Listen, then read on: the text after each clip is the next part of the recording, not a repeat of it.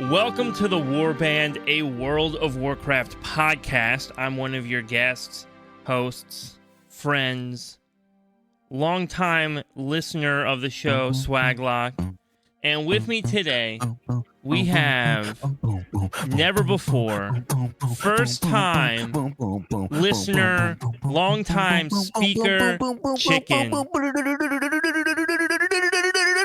Whoa, boom, boom. Oh, sorry. Yeah, what's up?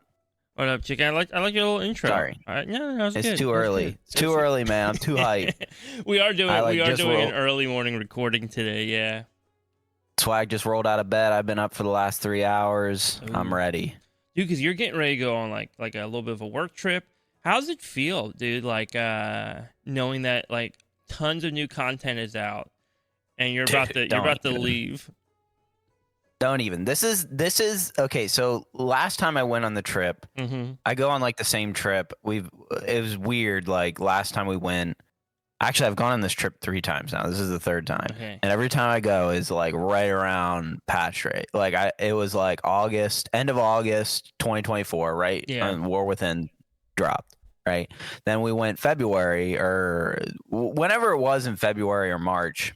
Yeah. That season 2 dropped. Like literally, we went that same week, and now we're going this week, and it's like, come on, like seriously, like how does this work out? In a way that makes me miss amount of content. And every time I'm like, oh, I'm just going to bring my laptop. And I never do. But this time I'm like, I don't care. I'm bringing my second laptop. Like, I'm going to bring my personal laptop. I'm going to bring my work laptop. And I'm going to game. Good. That's the right that's right attitude. Especially, I feel like if it was this week, like if this was the week you were gone, like I would be bummed. I would be bummed because I'd be like, I'm missing out on like the new stuff and trying it out and getting ready for the start of the season. But missing the beginning of the season though, that kind of sucks because you're just like everyone else is spamming keys awful. Right now. They're raiding right now. They're all getting big gear and I'm just sitting here. I think that's the worst. The worst is when you know I'm like everyone's behind automatically. Like everyone's getting like, because this is where you're gonna gear up the fastest right now. Like right now is where you have the most room for new gear.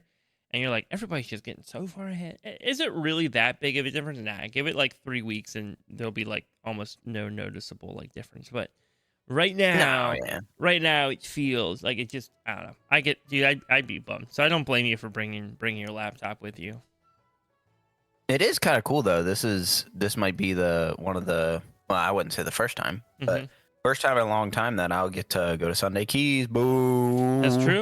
That's true. You'll be at Sunday Keys. Yeah, because for anybody who's listening, our guild does a thing we call Sunday Keys. So every Sunday, usually towards the end of the season, we pause it. So this week, I don't know if you knew, this Sunday coming up is our first return back to Sunday Keys. And so even though there's no technical keys right now, I think we have like 22. I have to take a look. People sign up just to do M0 groups. Now I did warn everybody, and I think maybe the warning was missed a tiny bit, where I was like, hey, look, when you're signing up, just sign up being aware of what you know you're gonna do that week. So if you're planning on spamming M0 dungeons for the first half of the week, maybe sign up with a different character because M0 locks you out, and so I mean, you can still do the dungeon, luckily. It's not like Mythic Raid. Like, you can still go in and do the content. You just can't get any, like, reward from the content. Sort of like a heroic raid type thing. So I was like, hey, you can sign up on whatever character you want. Just maybe, like, if you know you're going to be running... Beware. Yeah, if you know you're planning on running dungeons on your, like, main character, then maybe plan on bringing an alt. However... I think most people kind of planned accordingly. I did get a handful of messages yesterday, like, wait, never mind. I've done all my dungeons. Can I bring a different character? And I'm like, yeah. And you're like, that's totally fine. That's totally fine. It happens, right? It's not the end of the world, but it is kind of annoying, right? Yeah, well, like even for myself, I'm maining healer this season, and I'm signed up right now to tank because I'm just like, okay. I don't want to wait. I don't want to wait to do my M0s until Sunday. So I'm just gonna go now. And also, if I have like half my M0s done and then Sunday comes along, I don't know which half the group is gonna want to do, and I can't guarantee that the 4 that I need are the exact same 4 everyone else needs. So it's just easier to know, okay, I'm at least starting on this character, and then I'm going to bring a different character for that one event, so I can like maximize that event time. Here's where it gets tough though, and this is maybe where I need your insight, Chicken. Brewmaster's looking okay this season. Brewmaster's looking like an okay tank. Ow. Brewmaster hasn't looked okay in a little while. It's been a minute since Brewmaster looked like a viable tank to play. It's looking good. Blood DK, not so much. I've historically been a Blood DK main. I've had occasional seasons where I main something else. You know, I'm talking like recent WoW. I think back in MoP, I was a Resto Druid main for like 2 seasons. But most of the time I'm a Blood DK. I think I mained Frost DK while that was technically the better tank spec at one point, but DK tanks. But still, yeah. A little bit in Shadowlands when I returned to WoW, I played Resto because I was too afraid to tank because M0 seemed overwhelming to me at the time. I don't know why. Yeah. I just didn't want to let people down, so I was playing. Yeah. No, I just didn't want to let people down because I was playing. I just, you know, I was back in the game. I was new. I was fresh. Everything felt so different from WoD, and so I just didn't know what to do. But all that to say, I am playing Resto Shaman again this season, and so it's one of the first seasons in a while where I'm not on a Blood DK, and I'm trying to decide. My gut would be to just go play Blood as my secondary character, right? I do want to have a secondary character that is a tank. I'm very familiar with tanking. I'm comfortable tanking. I want to be able to offer that to my friends as well. Like, oh, hey, you need a tank for your group? I can come tank. Easy enough. Yeah. But do I pick Blood? Like, with how bad of a spot Blood is in right now, and the fact that, like, it's not going to be my main character, so it doesn't have to necessarily be, like, the one I love to play the most. Should I play Brewmaster instead? I could go Prot Pally, but we have, like, at least 30 Paladins in our guild. Yeah, don't do that. Don't do that. I considered Bear Druid for a minute, too. Bear's always fun, but I'm thinking I might do Brew. Yeah, Brew might be kind of cool. Yeah, so here's my thoughts. They're not going to... My guess is I think they're cooking on something with DK. Like, I really think they're cooking. Like, they're in the kitchen. They're cooking. My guess is we probably won't see, like, the actual, like... You know, we're not going to see the dinner until, you know, midnight would be my guess. I don't think we're actually going to, you know, okay. I think they're cooking. I think it's going to be big, and I don't think we're going to see it until midnight. I don't think we'll see it this expansion. Yeah. But, you know, that brings up a good point, right? You know, do you want to play a class that's going to most likely not see anything this year? Or for the rest of this expansion? I would say not, but you know, you got a long history with DK. You know, you feel pretty good when you play it. You know, it feels like it's that. You know, dude, that's the one I don't have to think about. Yeah, dude, DK is the class I don't you just think get on about and when play, you know. I feel like everybody has that. Like you hop on, because I know you play Death Knight as well as your main. Have you ever taken like a break? Like you take a break for a while. Maybe you're just playing alts a bunch and you're not doing a whole lot with the guild on your DK or something. And then you just come back to it after like a few weeks. And you're like, oh yeah, this is natural. Like it's like coming home from like a vacation or something. You're like, my own bed again. Yeah, no, I feel that way pretty consistently with, what's it called? Oh my goodness, why can't I think of it? Unholy? Unholy, yeah. Sorry, I like massive brain fart there. No, you're all good. I feel that way with Unholy. Like every time I play Unholy, I'm just like, oh, this is exactly what Unholy was like forever ago when I played it. I mean, obviously this expansion, it's changed a fair amount. So it might feel a little bit different. I might maybe teeter with Frost because I was always bad at keeping uptime with Breath, so now that they kind of changed the uptime, you know, aspect of Breath, it might be a little easier for me. So I might mess with Breath. I might mess with Frost a little bit because I always like Frost too.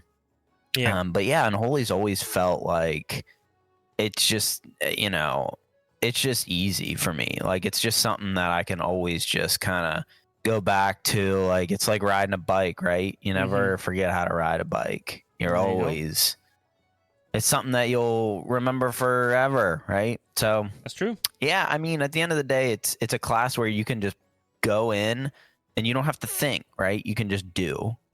But sometimes that gets boring, right? I mean, there is an aspect of it that's like, okay, is this too boring? Do I need to challenge myself more? And personally, to me, I'm like, no. I like the aspect of just kind of going in and being able to like just slapstick things and not have to worry about it. But some people do like, being challenged. So I think if you want my, end all opinion, end of the day, this is what I'm thinking. I think you should stick with blood because one, you are maining a different character this expansion. So I feel like that's always going to feel different.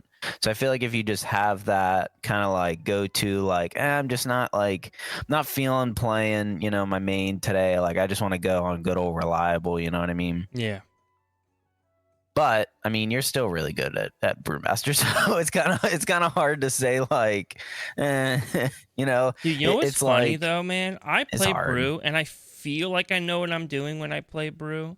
Like I'm like, oh yeah, I feel like I know what I'm doing. And then I watch like other people play Brew. I watched Brunick just dabble with Brew for a season, last season. I don't even think he enjoyed it that much. I think he like as soon as he could, he like swapped to like other specs, and he was doing better than me. Like significantly. And you're just like, and I'm like, oh my goodness, I gotta. You're just like, I suck. I gotta like, what the heck? He's a good player, right? Like he's just a very, very like I think anything he sets his mind to, he'll just get very good at it. One thing I struggle with is like it's hard for me to just go and like read what other people are doing or like listen to what other people are doing and just like implement it right away. My brain just doesn't always work that way. My brain just wants to be like, oh, I get one bit of information, let me go, rather than like, oh, let me actually sit down and absorb all of this and like think about how it like practically works. But all that to say though, there's so much more happening right now than just a decision between Brewmaster and Blood DK. We have a whole patch that just dropped. Like a whole stinking patch that just dropped. And I'm not gonna lie, Chicken, I know you've been real busy this week. So it's been like you haven't been able to dive into it to the extent that you probably want to as you're getting ready for a work trip. Bro, but I've been loving it. I love this patch. Yeah, there's one thing, when I logged in and I was like, this just isn't it. So when I looked down at my good old trusty talent bar, they took it away. It wasn't there. And I shed a tear and I went on my way. Wait, we all know what we're talking about. It's too soon. It's too soon to say it. It's too soon. Oh, you're right. It is. I'm tearing up a little bit thinking about it. I haven't logged into my Death Knight this week. Probably out of solidarity. Tearing up thinking about it. We can't say it. I'm tearing up a little bit thinking about it, man. Yeah. But moment of silence. It's too soon. Moment of silence for the loss. Yeah, can we get a moment of silence? Yeah, moment of silence for the loss of Slappy Hands. I will remember you in the arms of an angel. All right, this has been a moment of silence, sponsored by the unnamed energy drink company that will probably sponsor us someday in the future. If you are an energy drink company and you want to sponsor the Warband podcast, just reach out. That could be your slot right there. That could be your slot right there. Anyways, dude, I'm loving it, and I know it is good. I know this isn't like your specific interest in the game, but bro, the story is cooking right now. It is so good. Contrary to belief, a lot of people say I don't like lore. I don't know where they've gotten that from. I don't know. I mean, maybe it was from me, but I don't know, right? It's, this storyline, and Swag will know, is sacred to my heart. The Tazaveshians, the blue slimy head boys, they know how to get me. They are my trusted people. They have the greatest Mog in the game, and I'm telling you, the storyline. I'm trying to follow it a little bit. It's still kind of confusing because it's basically like opening up a random book that you find at the store and trying to read, in the like 3/4 of the end of the book, and then just trying to understand exactly what is happening in the book, and then you're just like, oh wait, I'm like totally off. But yeah, it's there, right? The zone is cool. Going back to Tazavesh, oh my gosh, like Blizzard. I will say the zones this expansion have been really good. They've been like cooking, right? They have been. Liberation of the Undermine. What? I said each one like has been really good, which is kind of a surprise, right? Because like Dragonflight, I think Emerald Dream was really cool. Like it was awesome that we finally got to go to the Emerald Dream. I was like, yeah, Emerald Dream was cool. If I'm honest, the Emerald Dream almost felt boring. And when we went, I was like, oh, I'm glad this wasn't like actually like a whole expansion in the Emerald Dream. Yeah. Right? Because there wasn't really, but it also made sense. Like I'm in the Emerald Dream, I'm like, well, I don't know what else they would put in here, right? Like this is pretty much it. It's a nature realm of nature. But it was cool being able to go there, right? After years and years and years of hearing about it. And I remember I hope no Blizzard employees are listening to what I'm about to say. Back in the Burning Crusade, there's a short bit where I played on private servers. Listen, I haven't played a private server in a long time. Don't ban my account, please, Blizzard. I don't advocate for them. I don't suggest anybody uses them. I was a broke teenager whose parents definitely were not going to help pay for a subscription to a video game. And so that just meant that I wanted to play WoW, and I had no possible way to play WoW other than to go join private servers. All that to say, though, I remember on the private server I played, there's a way to access the Emerald Dream because some of the files were still in there from when they originally were trying to design it.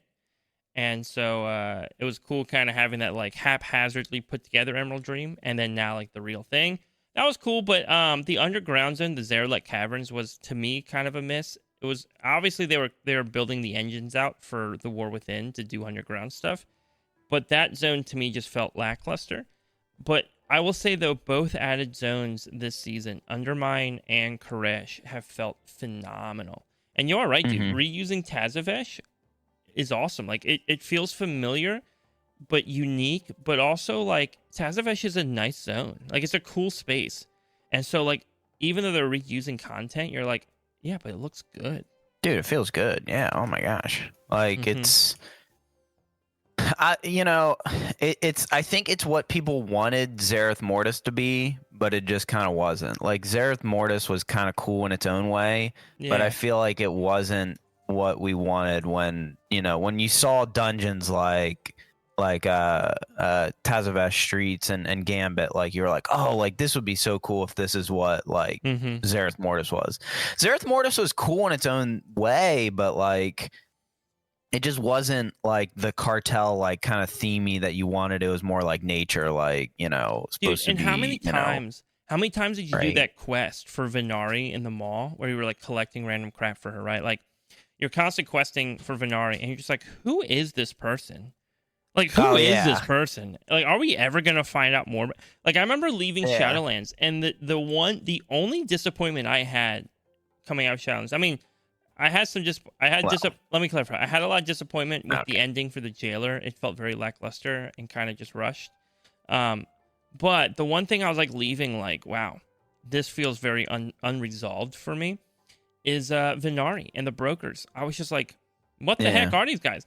And I remember the whole time being like I remember they introduced the brokers, and I was like, this feels like just like the Ethereals. Like, what do these guys offer that the Ethereals aren't offering? Other than like a different look, right? It's just not the mummy look. Yeah, right. And I just remember, I remember saying that. And so when this patch came out, I know a lot of people were upset because they're like, oh, they just kind of erased Shadowlands lore. The brokers aren't their own people anymore. Now they're just like, the brokers are actually just another form of the Ethereals. But to me, that actually, like, it may be a retcon. I don't know if it was the original intent of the brokers, but to me, that just feels so much more natural. It just feels so much more natural that that's actually the like story behind the brokers. So let me give you a little background, so you can understand even context. Oh, and also you had alluded to it, but I don't know if viewers are aware.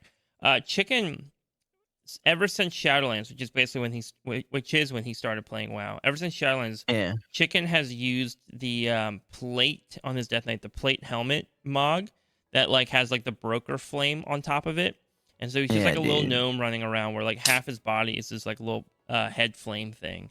And so when Chicken says he's excited Tazavesh and the brokers are back, like, dude, those are his people. Those are his people right Dude, there. they are, bro. He's the only person I know. He's the only person I know that like consistently uses that Mog and is in love with that Mog.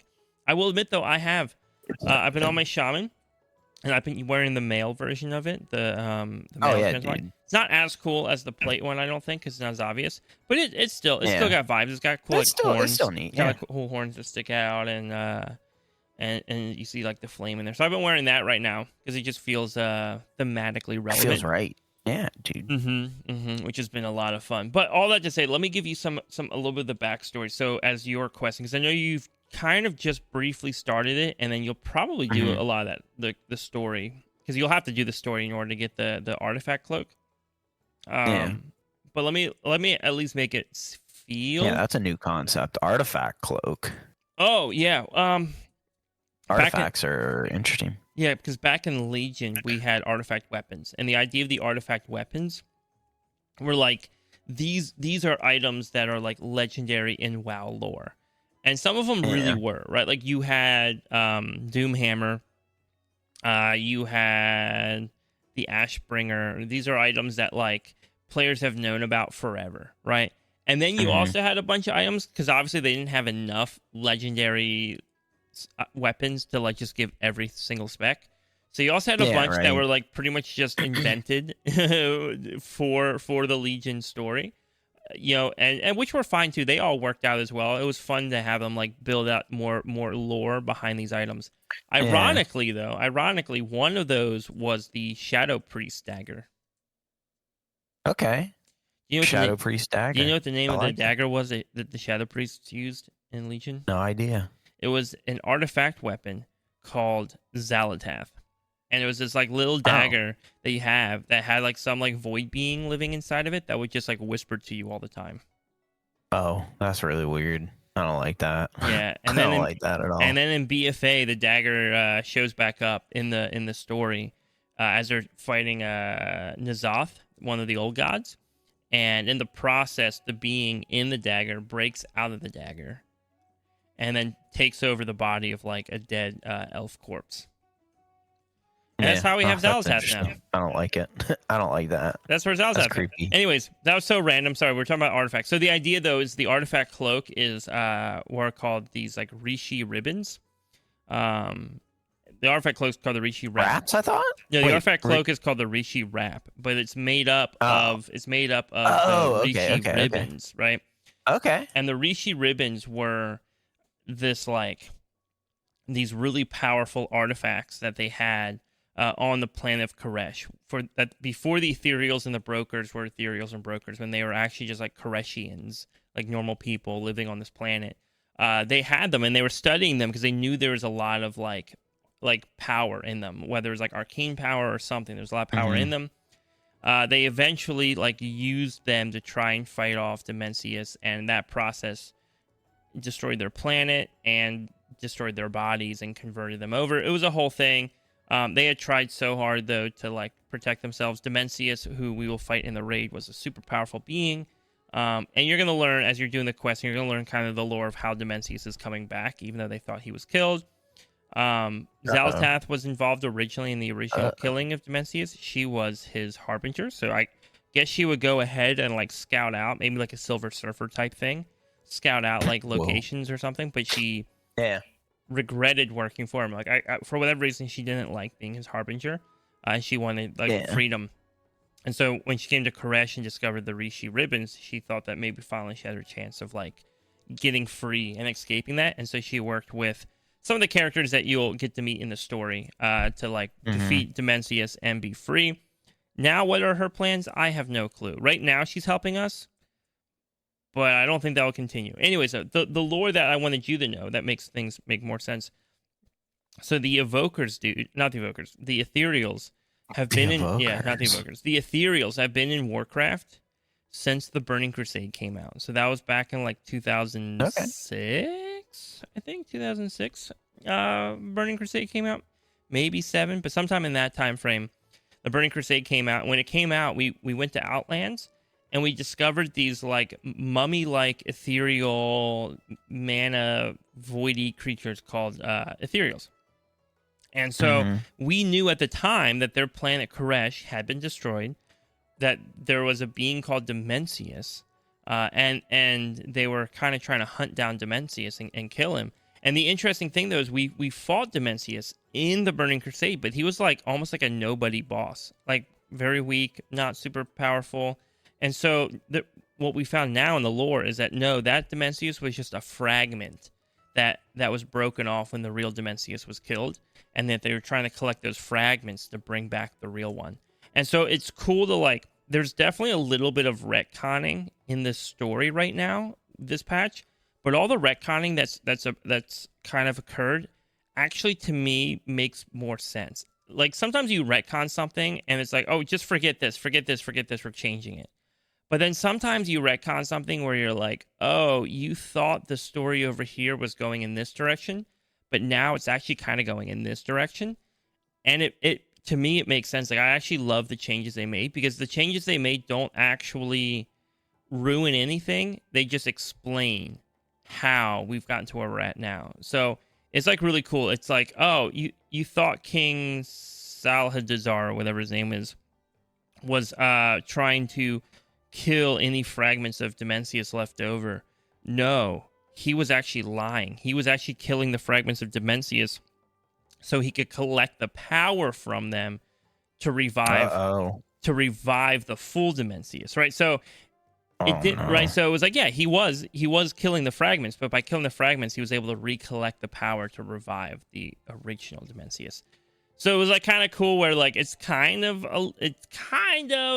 ish a retcon, but not really a retcon, because it works. It right, like it works well for the story.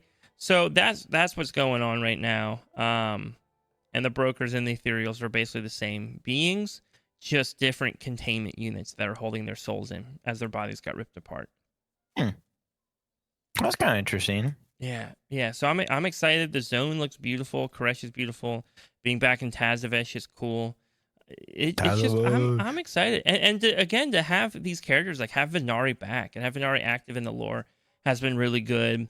And I know I'm ranting a bunch, but I just like Locust Walker's one of those characters where he's always popped up and done some stuff, but he's always been too mysterious. Like, it feels like we never really got to know him. He was just kind of like Illyria's teacher, but we never got to actually know the character. Now it feels like we're really getting to know the character, flaws and all.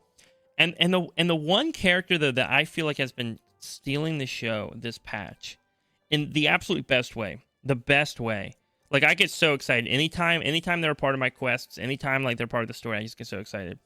Dude, Xal'atath, they're cooking with Xal'atath this patch right now. Okay. So I've heard rumor that this is the first patch that Chris Metzen has been like fully involved with. That like it's like fully his kind of storytelling. I don't have anything to validate that. There's nothing to validate that. I can't find any official statement anywhere on that. But I will say it does feel that way. The storytelling right now feels absolutely masterclass in what they're doing with Xal'atath, and what they're doing with Koresh and the brokers, and what they're building up to. Because right now, bro, I got no clue what's about to happen. We're working with Xal'atath. Is she going to betray us? Are we going to learn things that make us go, oh, she's not as bad as we thought she was? We don't agree with her, but she's not like you look at like Arthas, right? The Lich King.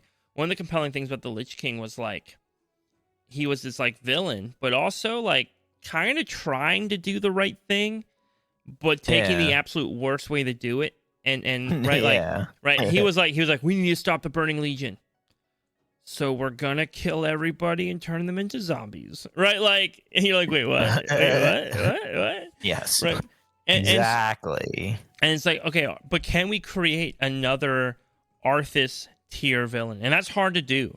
There are very few villains in video games at all who are like an Arthas tier villain, right? Like it's just such a unique, like huge, well-sculpted character. Will Xal'atath be that? Probably not.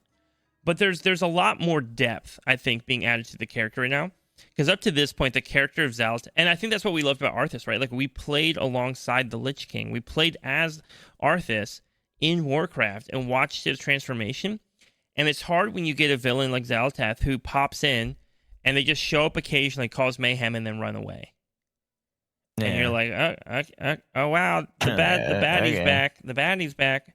Okay. You know, the jailer felt that way. Xal'atath at least was kind of a little taunting, right? Kind of like Razagath. Razagath kind of taunted us a little bit, which was fun until we killed her patch 1. You know, so Xal'atath was at least a little taunting. And Illyria, to me, hasn't been the most compelling character to follow around. She's just not. She feels too I don't know. Illyria doesn't ever feel like there's any character growth for Illyria. Illyria like feels like she's forever trying to figure out how to just live life with her husband. Right? Like, it's supposed to be this like, oh, you know, she's a void elf now, and her husband is like a light forged human. How can they ever live together? But like, that's like the story. But then then she just constantly becomes so single-minded. Like, I need to go hunt the void, and you're like, okay, calm down, relax, relax, please. You have a child. Like, go spend time with your family occasionally. Oh yeah, you do have a kid. And I say that not like, I don't say that in like in a way that's like, yo, sit down, lady, you're not capable of doing this. I say it in a way of like, that's been her character development for ever since she was introduced, basically. And it's like, at some point, achieve that, and then start working. But to me, her mindset is just like, I don't know, man. It seems like you never see any growth for her, and it's almost like, want to watch. But I'll just say, Illyria, again, even so far, what we have right now is just Illyria constantly being like, I can't trust her. Yeah, of course you can't trust her. Give me more, though. Give me more. Give me more than that. Like I want to see you setting up contingency plans with me. Like, I want to see Illyria being like, hey, Swag, I don't totally trust Xal'atath. While you're doing this, can you go collect some of these things? We could potentially use this if Xal'atath, like, turns on us later. Right? Like, that's what I want. I want that. I don't want, I don't trust her. I want to trust her. You know, I don't trust her. Right? Like, it's just kind of like she's, like, going along with whatever, but she's like, I don't trust her. And you're like, okay, are you going to do anything about that? Anyways, back to the real hero of this story, though, Xal'atath. What I love that they're doing right now, and I know I'm ranting about it, I'm so sorry, but what I love that they're doing right now with Xal'atath is they are giving us time with this character right now in a way that feels kind of natural. Xal'atath is terrified of Dimensius, right? Like, she's putting all of her plans on hold because she's so scared of the return of Dimensius that she is like, I'll literally whatever we need to do, I'm here to do it to get rid of this guy again, because she doesn't want to be controlled by him, and she definitely doesn't want his wrath, right? Because obviously she betrayed him, so she's terrified. She knows Dimensius at full power, she stands no chance against. And so, but you're getting to encounter this Xal'atath that is so different, not different in a bad way than the Xal'atath we've known, but just like, there's a real character there, like a real person behind this like villain who pops in, shows their feet occasionally, and then runs away. Because because you're talking to her, to her, and you're starting to see like even one thing I really appreciate, and I don't know if a lot of people have noticed, but the way she talks to Venari and the Locust Walker, like you're kind of like, wait a second, are these her friends? Are these her friends? And I use the word friend very lightly in that context, because neither Venari nor Locust Walker would consider Xal'atath their friend, right? I don't think either of them fully trust her. But what is interesting is like the way Xal'atath talks to them. That's probably the closest thing she's ever had to a friend. Is those two? Yeah. Right. That's probably the closest she's ever gotten. About it. Right, to like actually having like a friend. And I'm not saying what Xal'atath needs is friends. You know, we're playing Warcraft, not Friendcraft here. What I am saying, though, is it's revealing of her character, right? Like, it's revealing of, like, oh, like, these relationships matter to her. Like, whatever her motive is right now is probably less pure, just absolute chaos and destruction than I originally thought it might have been, right? Because she's doing things that feel almost relational, and her chiding and her sarcasm, even though there's a lot of still mocking in there and whatnot, it almost feels a little bit more playful and bantery than just like pure evil, which has been fun. Also, I don't know if you've gotten this far in the story yet, but Xal'atath refers to you as her champion constantly in the story. Ooh. She's constantly like, my champion, my champion. And it's funny because like it starts off as, and I'm pretty sure it stays this way for the most part, as this like, she knows everyone else refers to you as the champion or their champion. I think it's just a play on the fact that now we're finally doing stuff for her where we've historically always been doing stuff against her, you know, and so finally now she's like, wow, this is my champion. And you know, there's some connection from like BFA, and especially if you were a Shadow Priest in Legion, but it is funny to me. Like every time she goes, my champion, my champion. But then there's also like just like a level of like her doing that constantly. At some point I'm just kind of like, yeah, I'm vibing. Like whatever Xal'atath wants, I don't care. Illyrio's not calling me her champion. Locust Walker ain't calling me his champion. Right? Like, yo, if you want something, I'm here. I'm here. You need something dead? I'll kill it. You need something collected? I got you. I got you. Right? Like, it is, you know, I will say they're setting her up in a way right now that when she does betray us, it's going to make me sad. Like, it's actually going to make me sad. I know it's coming somehow, in some way. I know it's coming, but, like, it's going to make me sad because I'm actually, like, really growing to enjoy interactions with this character. Like, interacting with the character has actually been, like, really fun. And so I'm like, oh, no, I'm going to be sad when this is over because I'm losing my buddy, my questing buddy. Losing your friend. Yeah. Yeah. So, again, though, it's, like, it's interesting where, like, we're getting so much depth on Xal'atath, but then, like, nothing on Illyria. Right? Like, I'm like, dude, I just want, like, Illyria, do something. Just do something right now that feels like there's involvement other than you just huffing and puffing and going, I don't want to work with her. I don't want to work with her. Like, dude, like, I don't know. I mean, I get it. She destroyed Dalaran. She's caused so much trouble and so much heartache for people. I get it. I don't blame you. But, like, show me some level of character that you're doing something to, like, prepare, right? I don't know. If you don't trust her, just show me. I just don't get it. I just don't get it. But all that to say, though, other than the Illyria thing, I've been loving the story. And I've been loving, like, the zones and exploring it. It's been fun. Yeah. No, I mean, it's... What I've played of it seems pretty good, so I haven't really got to do too much. But I think the biggest question is, right, and it's what everyone's thinking. Where does this lead us into midnight, right? And, you know, it sounds like... Have you finished the actual, like, campaign quest line? I am currently caught up on the campaign quest line. However, it's one of those quest lines where it's like, this will resume in 6 days. When the little raid drops. Gotcha. Yeah, they're all like standing around together. Even Xal'atath is just floating there, and there's like the little timer over one of their heads. It's like 6 more days until the next part of the storyline unlocks. Yeah, like when that makes sense. They'll pull it out when the what's it called? When the raid drops. Yeah. And that makes sense, right? But so okay. Well, at least you have like a sense of it, but you know, it kind of sounds like, you know, they're gonna eventually tie up the storyline. We're gonna see where it kind of revolves into midnight, and you know, it sounds like from your point of view, it's definitely, you know, starting off pretty well. And I think you're right. I think there's gonna be some, you know, some trickery, some betrayal. I think it has to be, right. Yeah. But I guess we'll find out, right? Hey, one question that I think that I have, and I'm sure a lot of other people are thinking the same thing. Have you been able to do any of the new content, like the new delves, the new dungeon? Have you been able to mess with that at all? I still need to do the new delves. I really want to check out, I don't know how many new ones there are, but I really want to check out the Azure Vault one. That one seems, like, that one just seems intriguing to me. I haven't done it. I want to check it out. And I will do them because I believe there's still some gearing to get from delves, which will be nice. I have done the new dungeon. I don't know. Again, the new dungeon's tough because there's definitely story to it, and there's story that I don't think makes sense until after that won't make sense till next week comes out, because there's like we're like doing stuff. I'm like, wait a second, I thought these guys were our buddies. Why are we fighting them? Why now? are we doing this? So there's some level of betrayal, and they seem vaguely upset with us for failing them or something. If I were to make a guess, maybe the soul of Koresh, like the world soul, dies in the raid.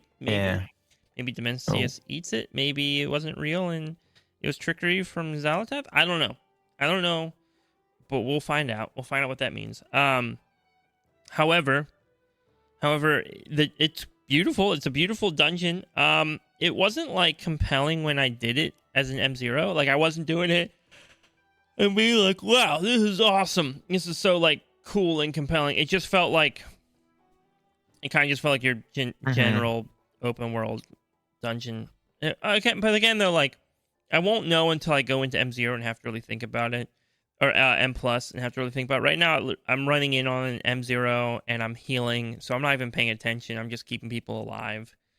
It was fun. Yeah. It was fun though. I have nothing against it. I'm hoping it'll make a good M plus key, especially as you push up a little bit higher. Good M plus experience. Yeah, sounds like it will. Mm-hmm. Yeah, I haven't messed with any of that stuff yet. I'm hoping to do it hopefully today or tomorrow. Definitely. Hopefully I can get obviously everyone's hyped to get back into Tazavesh. Mm-hmm. Dude, I love Tazavesh. The only thing I'm worried about, especially for next week, and I'm sure we'll talk about on next week's podcast episode, once everything's out and we've been able to play it.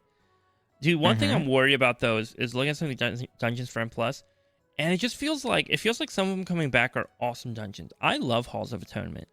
I love Tazavesh, right? I love Tazavesh, both of them.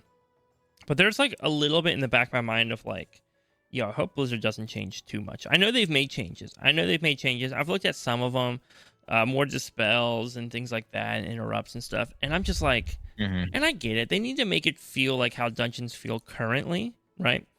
But I'm hoping I don't go in there and just go like, oh man, they ruined. Sorry for the yawning so early morning.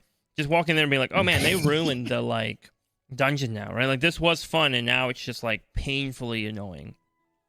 Yeah. No, I feel like there has to be like some sort of like change, right? Because if there's not like even just like a slight change, it might feel too vanilla and it might feel too much like it did in the past. Like one that we talked about more recently was Mechagon, right? How they changed the first boss, right? And that really like kind of changed how the flow of like that first boss went, really. Like it absolutely changed the first boss 100%, right? Yeah, well, I think it depends too on like, are they changing boss mechanics because the previous mechanic was too annoying, or that they just want to spice it up and try something different? Or are they changing up trash mechanics to try and force us to slow down more, right? And it feels a little bit more like the latter in this case, where it's like, oh, we're just putting more dispels on this trash. That way you can't pull too many of them at once. Oh, we're changing up how the fish stick works so that you can't pull as big with the Murlocs. That to me is like, again, I get the point. They're trying to implement modern dungeon design philosophy into these dungeons that came out 3-4 years ago, maybe 4 years ago. So they're trying to be like, no, our philosophy's changed on how we create M+ dungeons. I get that. I'm a little sad.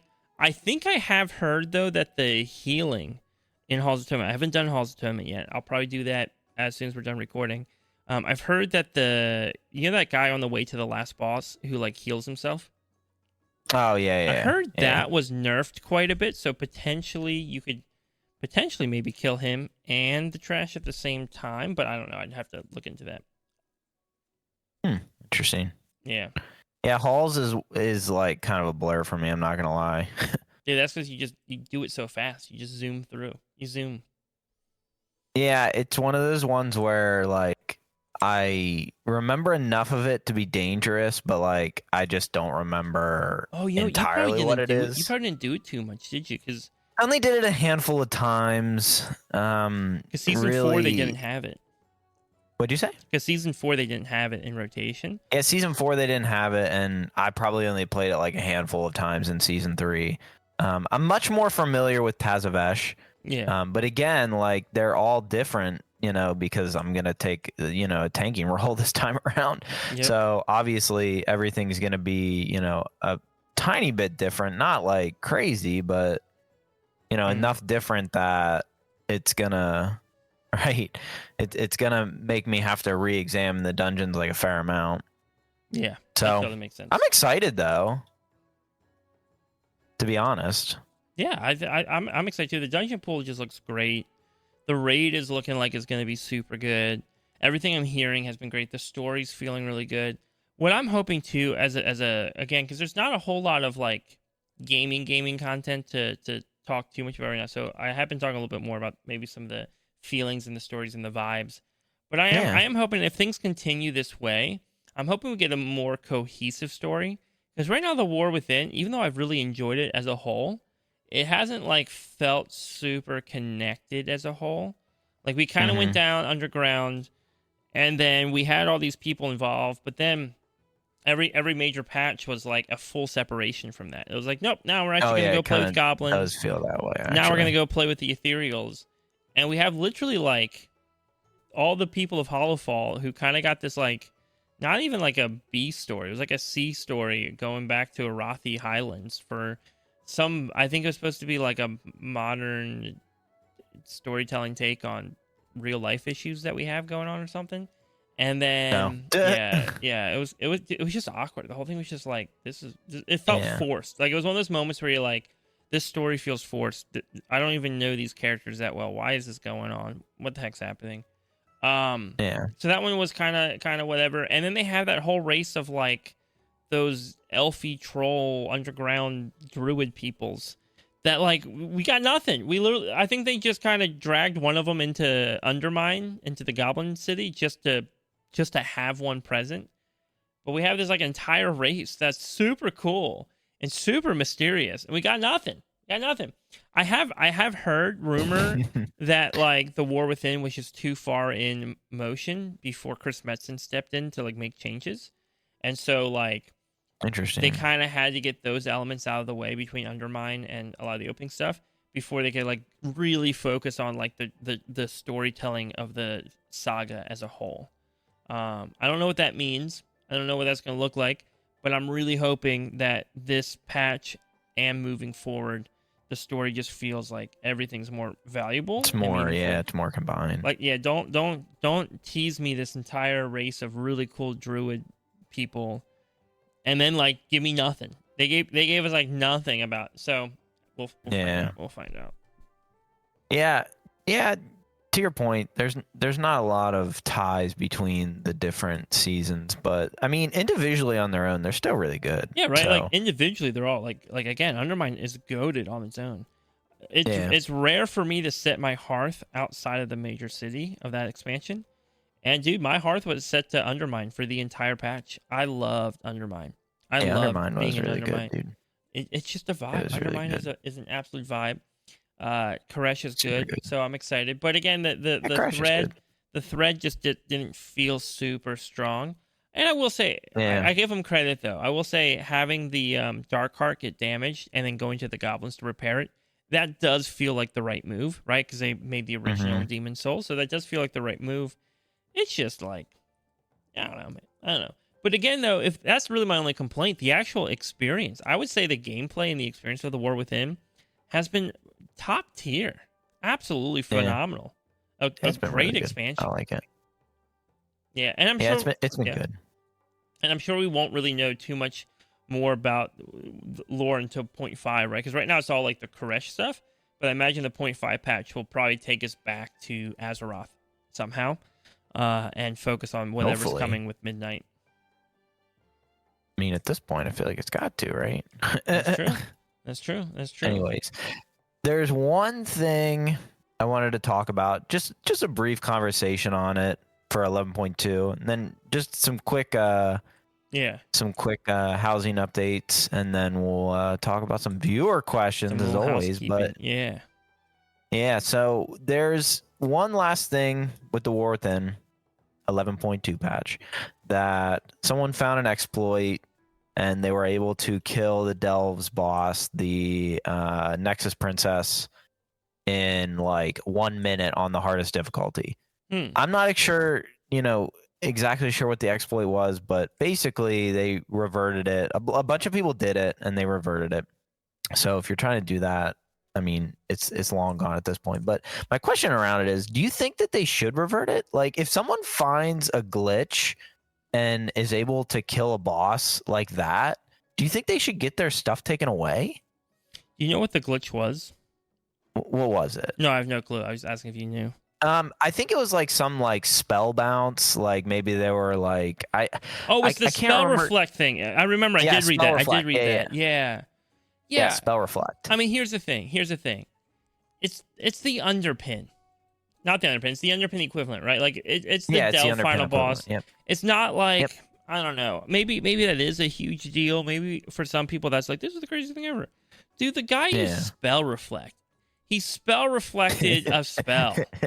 Like, I don't know what to tell you, Blizzard. That's on you. No, it's fair. Like, I would say it's fair for Blizzard to be like, hey, sorry about that. That was not the intention. Obviously shouldn't have worked this way. We're gonna get rid of this. But what does it actually hurt? Like, what does it hurt to just be like, he did it. He's got the mount now. Cool. Yeah, right. Like, what does it hurt? What does it hurt for Blizzard just to throw a quick hotfix in there? Now, the question is, did he do it and then like 30 other people saw him do it and all hopped on their warriors and then went and replicated it? If that's If that's the case, then like, okay, I get Blizzard going like, hey guys, we're gonna undo that real quick. But I don't think a player should feel punished for literally just using their toolkit to fight a boss. Right? Like, I do the same thing, right? Like I'm like, oh, this attack is crazy. Wait, if I use anti-magic shell, I can completely ignore the effect of it. Wow, nice, right? Like, I don't know, man. Like, who isn't trying to find the best way to use their stuff? So, to me, I would have just left it. I would have hot fixed the issue. Like, I would have hot fixed the what allowed him to do that. But then I would have just been like, here, keep them out. To me, it's not like a race to world first or something like that where it's a hard competition. Maybe it is, dude. Maybe there's like a group of delvers who just loves it. I don't know. I just don't know. I don't know if there's they want to be the first one to do it. Right, like if there's like a record out there, if there's like a chart going on, people are tracking it. I don't know, right? But to me, it's like, I don't think there's an achievement tied to being the first one to do it. I don't think that there's like any reward for being the first one to do it. You figured out an exploit, which wasn't really even an exploit. It was just you using your abilities, and one of them happened to be a little too strong. Yeah, right?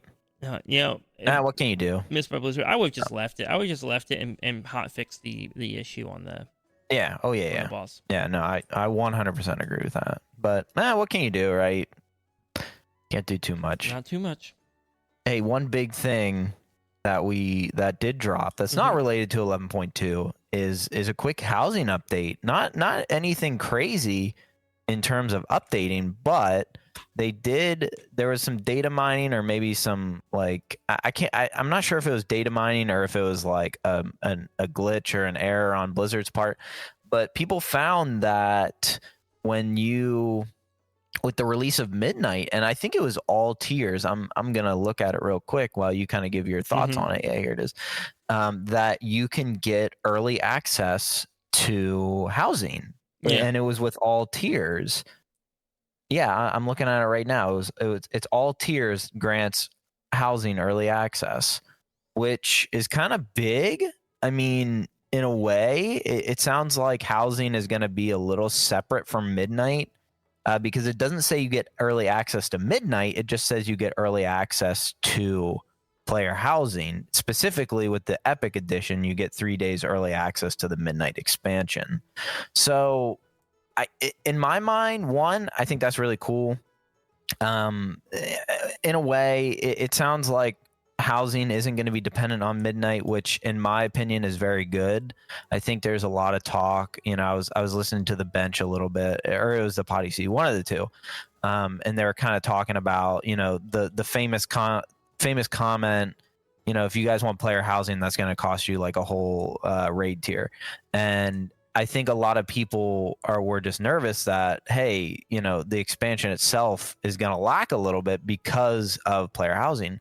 But it kind of seems like they're going to do a good balance on that, in my opinion. And this confirms it a little bit to me. They're kind of separating player housing from the expansion itself. I don't know. What are your first thoughts? Well, I think it's very safe to say that player housing is a midnight feature, right? So like it is a feature of the expansion regardless of when they release it. However, this also feels more in line to me with like how they released Evokers, and maybe even how they released what was it called, the Demon Hunters. Maybe I wasn't really super aware back then, but I'm trying to remember what I remember from the end of WoD when I was like quitting WoW for a season because of school and stuff. But I do know with the Evokers, right? Evokers were early access as well, where it's like, hey, here's Evokers are coming in Dragonflight. Come make one right now. Get it geared up, get it ready. Yeah. I think that when they have something that they can say, hey, look, here's like a little thing that you can do before the expansion comes out that doesn't take away from your time in the expansion. I think Blizzard tries to do that. So I would say it's absolutely a feature of Midnight. I don't think we're losing anything in terms of like major raid tiers or anything coming in with Midnight. But you have to remember, right? Like last season, this expansion, we got delves, right? We got delves, we got hero talents. I would say this is probably the replacement of like delves, and not in the sense of like, oh, we're not having delves now in Midnight, but more like, hey, look, they just created a whole system for delves, like everything that had to be created for delves to exist. Now that team is going, okay, we've already created that system. Now we're creating a new system for player housing, right? So that would be it.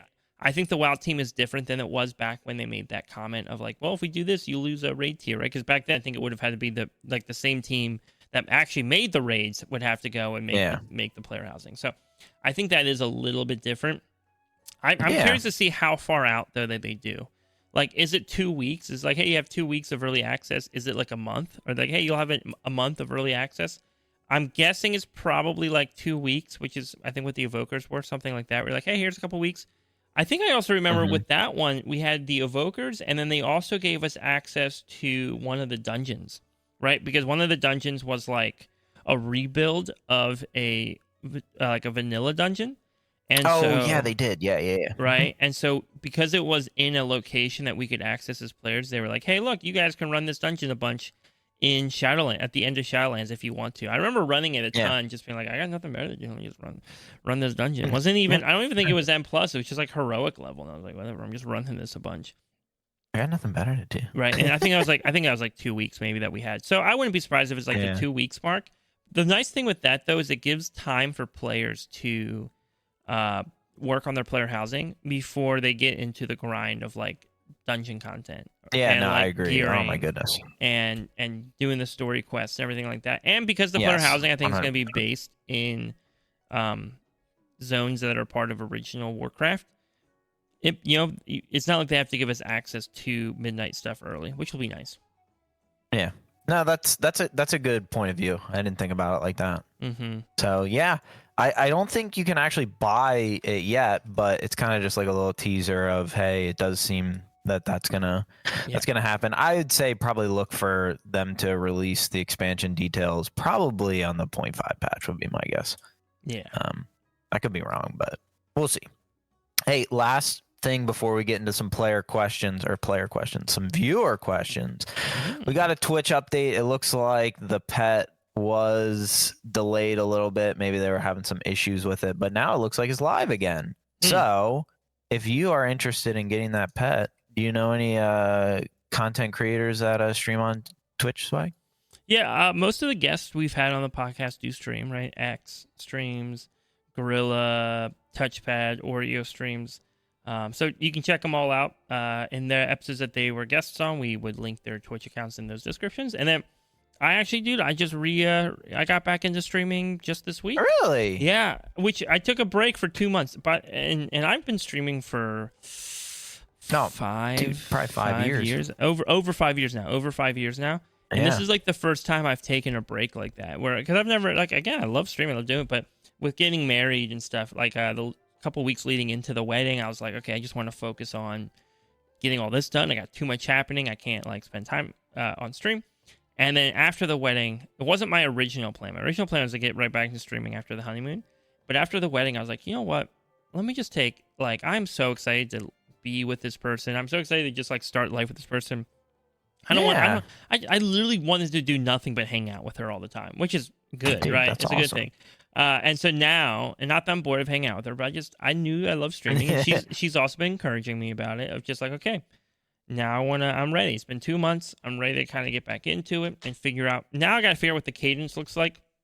It's gonna be different than when I was just living on my own of timing. So I'm still figuring out schedule stuff, but back to streaming. So you can follow me on Twitch. There'll be a link. I think there's always a link down in the description for my Twitch account. Come hang out, chat, ask opinions on things. If there's conversations you enjoy in the podcast, come bring them to Twitch. Ask questions.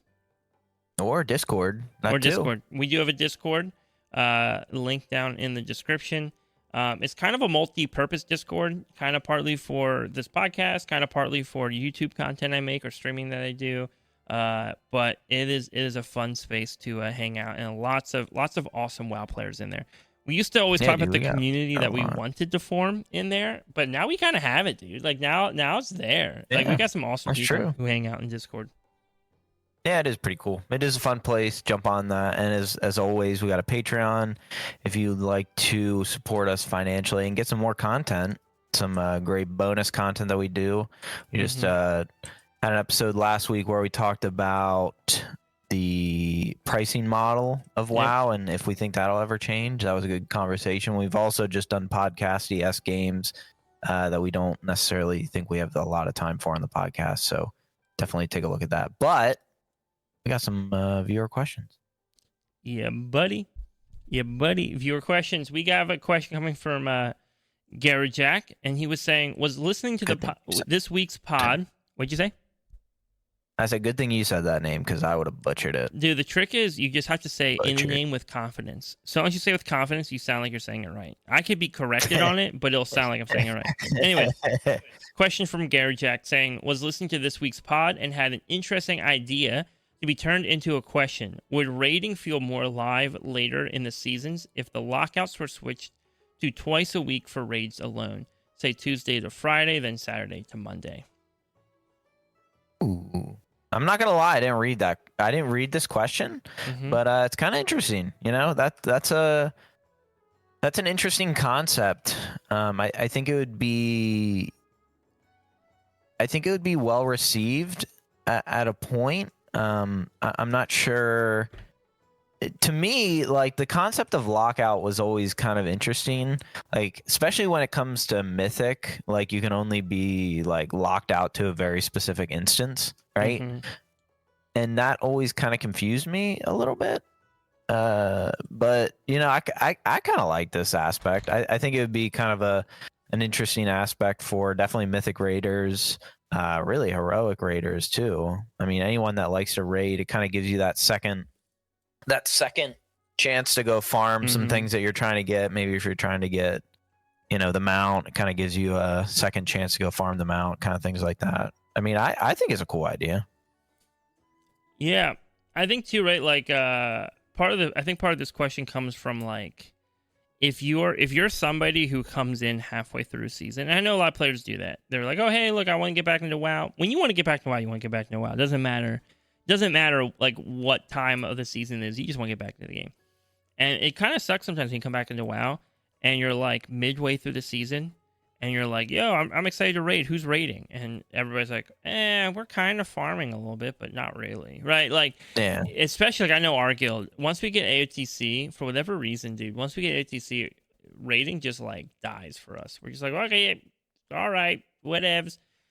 We still do like our academy nights. We do like teaching nights, but we don't really like have a solid, consistent, like always raiding team. And so we see people come in like, oh, we're excited to raid. And it's like, awesome. Season 3 is coming up soon. Join us then, right? And so I get that. The only thing that I question here, well, I have two thoughts. The first one is that I don't know if I love the idea of 2 raid lockouts a week, because it kind of puts you in the spot where now you feel like you're double pressured to raid more, right?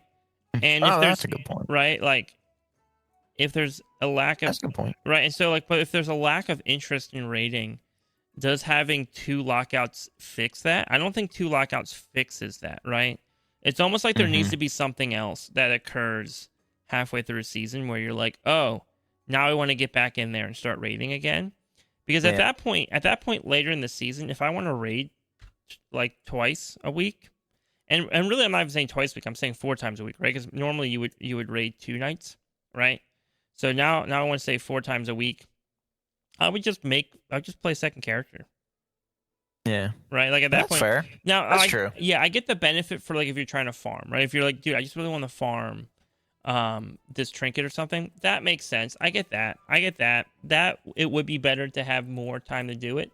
I think partly too, I think lockouts exist because it forces a slowdown in the game, and it can be very healthy, by the way. I know a lot of people are like, don't force me to slow down, let me play the game as I want to play the game. That's fair. Gatekeeping, swag. That's fair. Yeah, I have been accused of gatekeeping before. It's totally fair to play the game how you want to play the game. What I will say, though, is that WoW is a game about power escalation and gaining power as a player, and there's something that feels not great, I will say, not great as a player, when you're like, yo, I have life responsibilities and I need to go work a job and take care of my family. And I want to be able to keep up with my friends, but my friend's a degenerate who spends 7 nights a week or 7 days a week, right? 7 days a week just spamming raid on end. So by week 3, he already has like full mythic gear, and I'm just running around in like a couple heroic pieces, right? Now, granted, you can be like, well, you know, he should quit his job and go do it. And that's fair, too, right? Like, if you love WoW more than your job, maybe do that and maybe play WoW instead. Maybe I could say, hey, his priority's in the right spot, that he would prefer to, you know, put food on the table than put gear on his character. You can make all those arguments. The point I'm saying, though, is Blizzard does have the job of trying to balance out pacing and making sure that, like, players are able to get benefit from playing more, but also not so much benefit that players who can't play quite as much are just like in an entirely different game, right? And so I think that's a good point. Yeah, and I would also say too, like, I don't want to feel like I have to raid twice as much as I am now. I love raiding. I love raiding.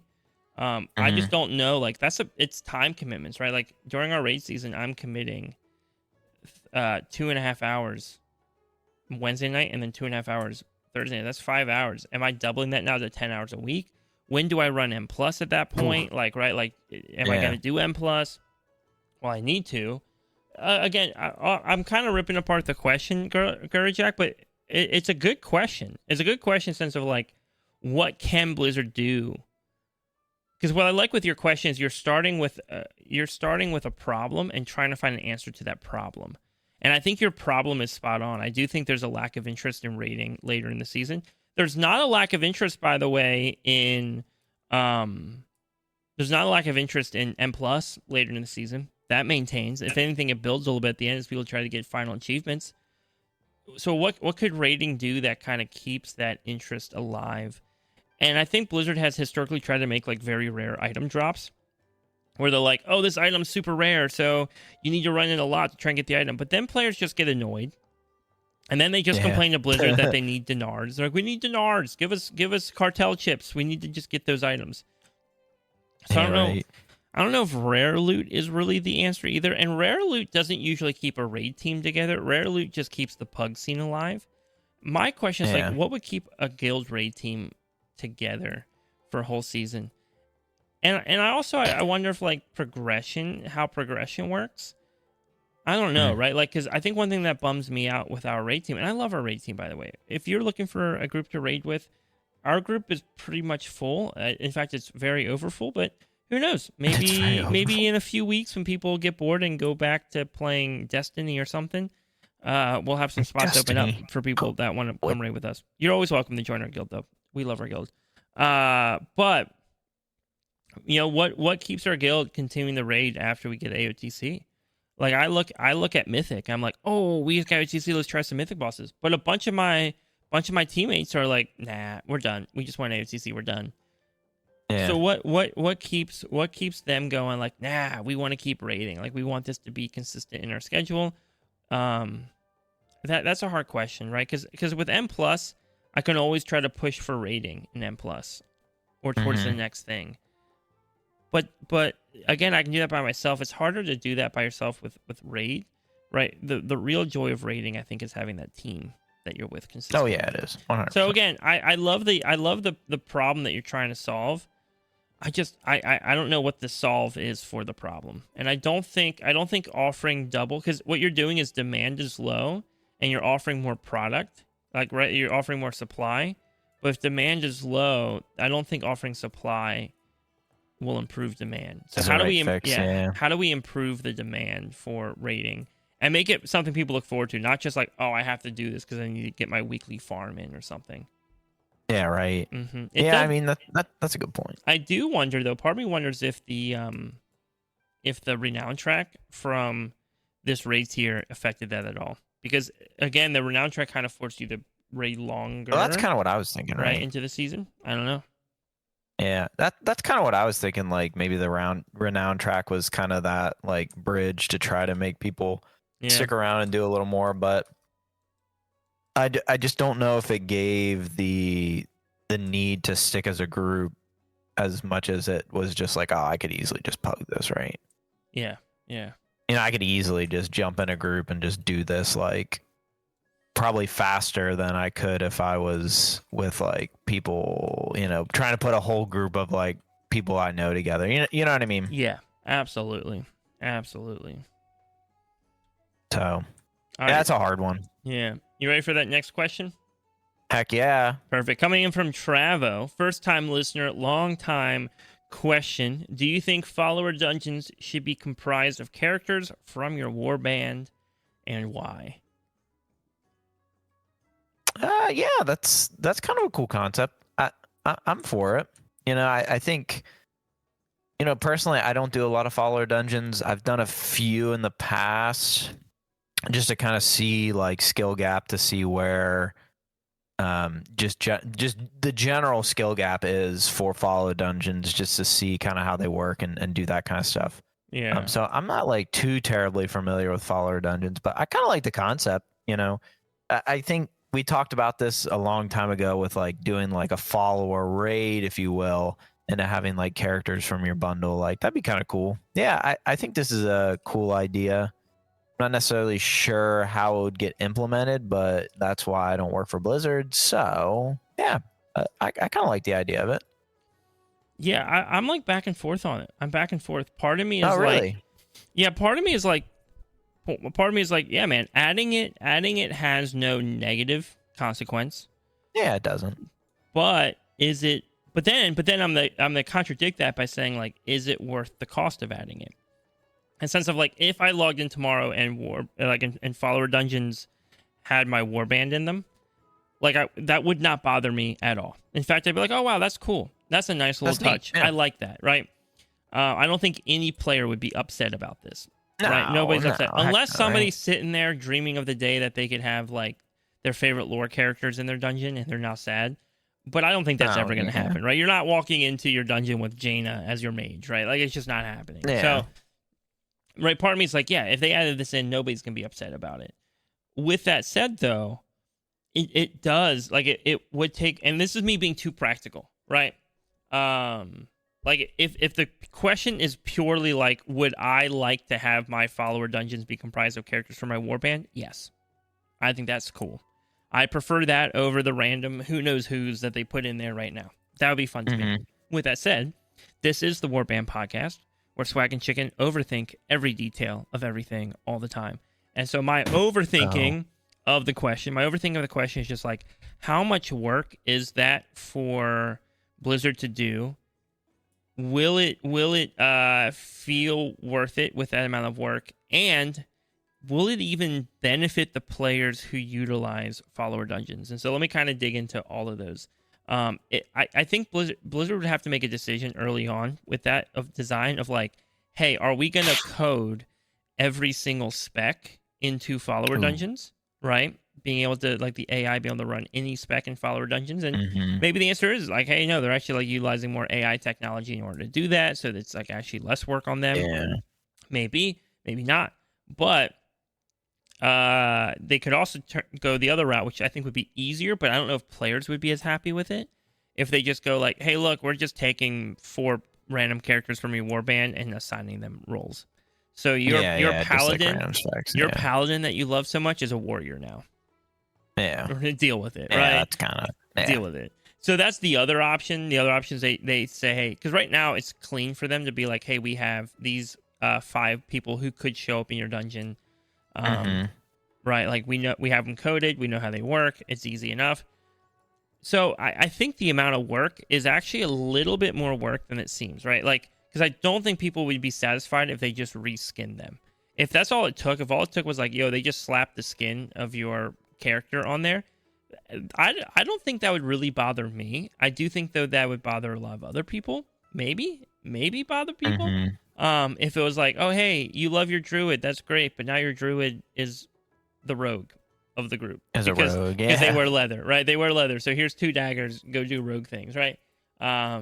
Here's, right, like, oh, That's hey, look, point. your warlock is the priest because they're wearing...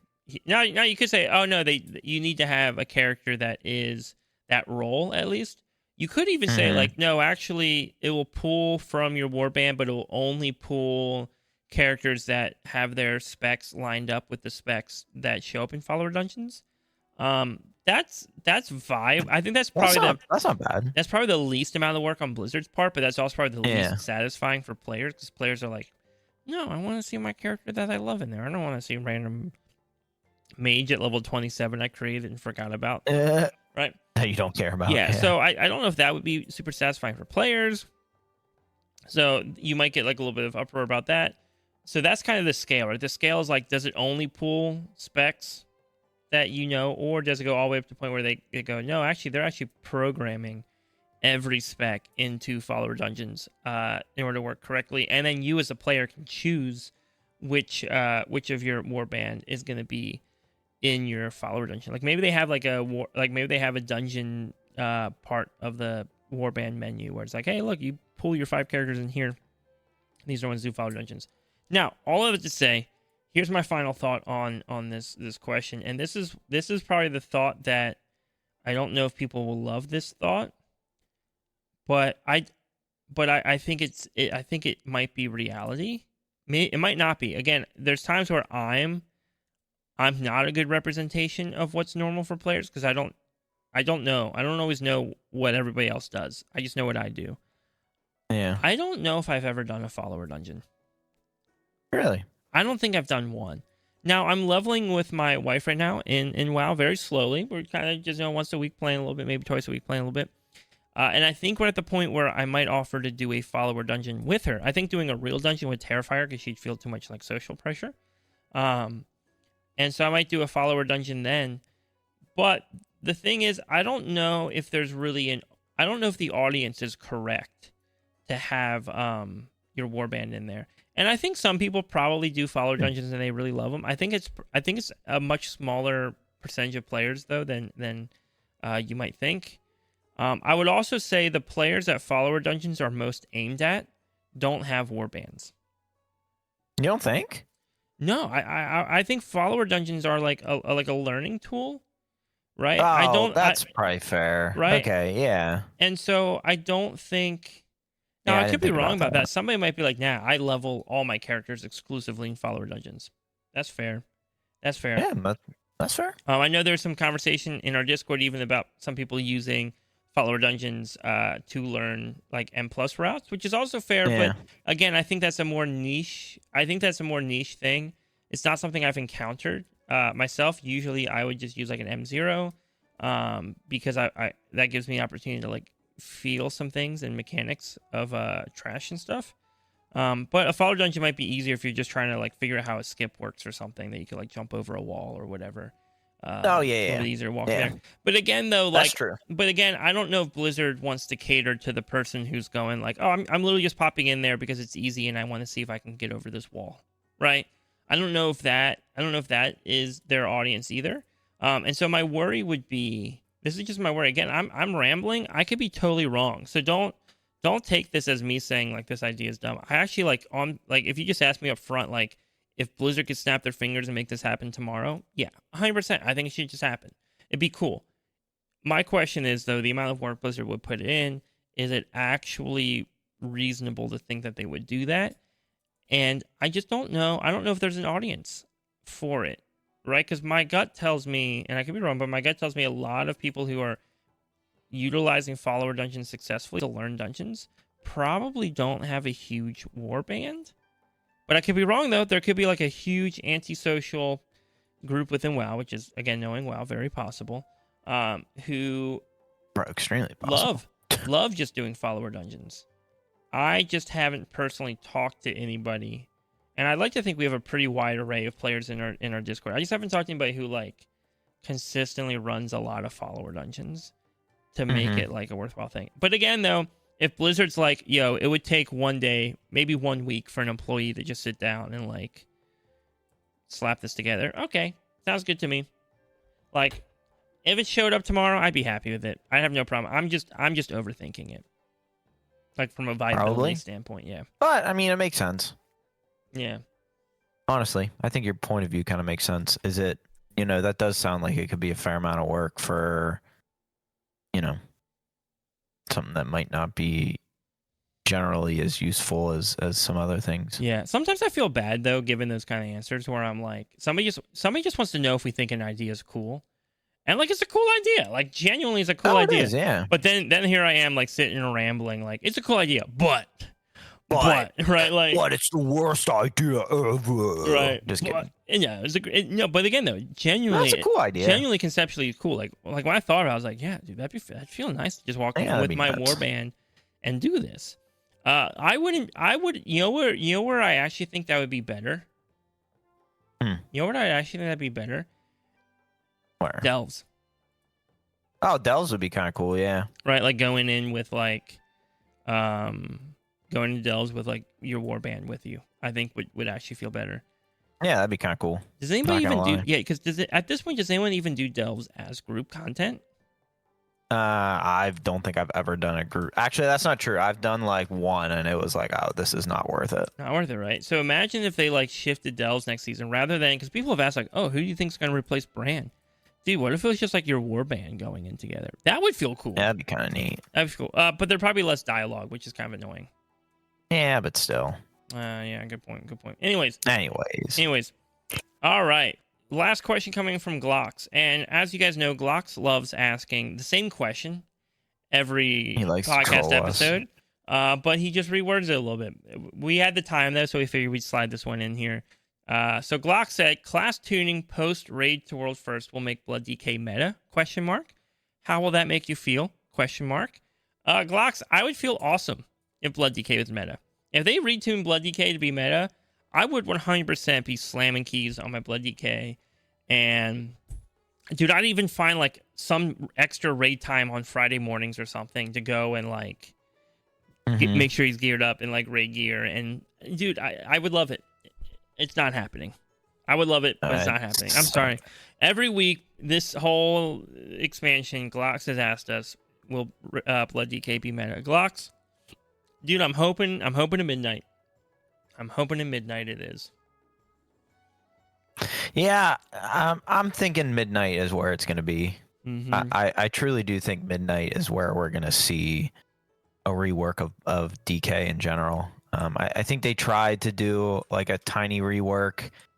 My guess is as a DK main, the community is not for it. I think the community is really upset with a lot of the DK changes they made. Yeah. And I think they're gonna basically just end up reworking the whole class, which, I've read is on par with, they rework every class like every couple expansions, right?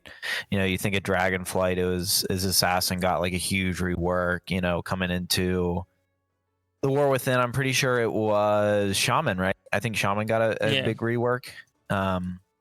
So I think it's time DK gets a little bit of a rework.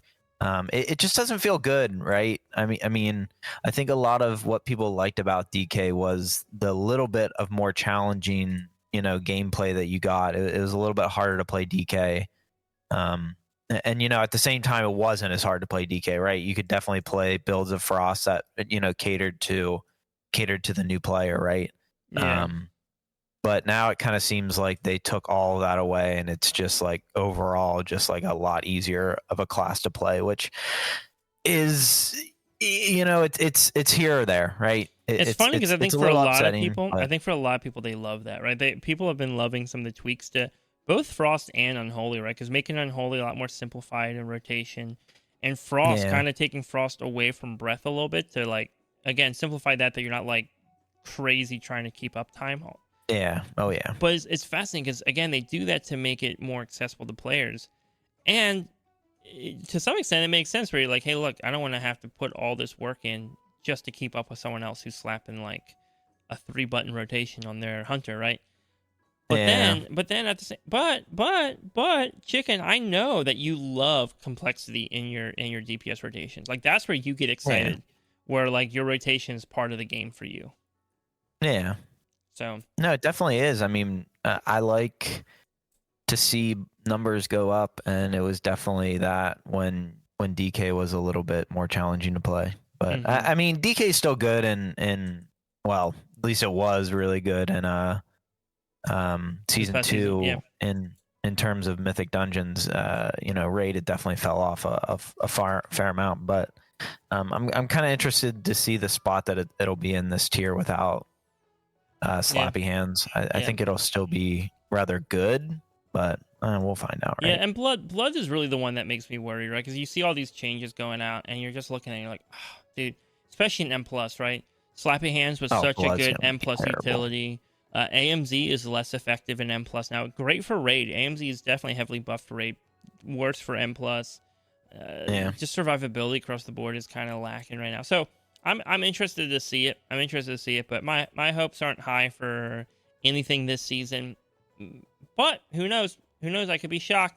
However, that's all the time we got for the podcast today. We're so excited you guys were all tuning in and listening.